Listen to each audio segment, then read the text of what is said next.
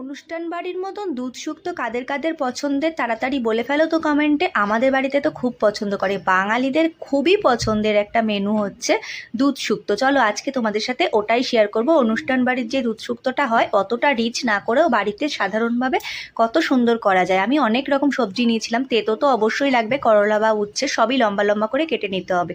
পেঁপে, গাজর, বেগুন, পটল, আলু, সজনে ডাঁটা, রাঙা আলু, বরবটি, নানান রকমের সবজি, কাঁকরোলও দিয়েছিলাম। সব সবজিগুলো আলাদা আলাদা করে নুন দিয়ে দিয়ে ভেজে নিয়ে তুলে রাখতে হবে।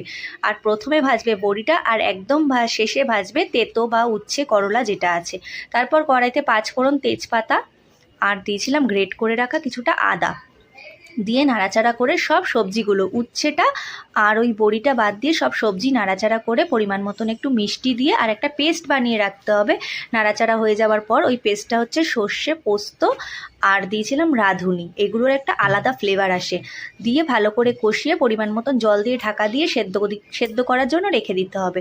সেদ্ধ হয়ে গেলে লাস্টে ওর মধ্যে দিয়ে দেবে, গ্যাসটা একদম কমিয়ে দেবে, দুধ শুক্তো তো একটু দুধ দিলে এটা স্বাদ আরও ডবল হয়ে যায়। দুধ না দিয়েও অনেকে করতে পারো, কিন্তু দুধ দিলে আরও ভালো লাগে। লাস্টে একদম বড়ি আর ভাজা উচ্ছেগুলো দিয়ে পরিমাণ মতন একটুখানি ঘি দিয়ে দিয়েছি, ব্যাস রেডি হয়ে গেছে দুধ শুক্তো। তোমরা কে কে বাড়িতে বানালে এটা দেখে অবশ্যই আমাকে কমেন্ট করো, খেতে কিন্তু অসাধারণ হবে, কথা দিলাম।